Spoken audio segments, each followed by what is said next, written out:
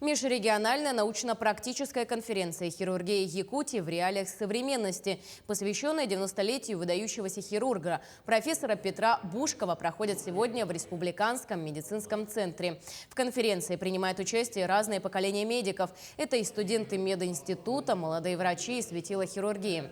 Сегодня медицина не стоит на месте, поэтому хирурги постоянно совершенствуют свое мастерство. Примером такого подхода для молодых врачей служит биография Петра Николаевича Бушкова, чей уникальный опыт стал основой местной хирургической школы. На конференции обсуждаются актуальные вопросы хирургии, а также проходят онлайн-трансляции операций из других городов России. Участники в реальном времени могут видеть и изучать новаторские хирургические подходы.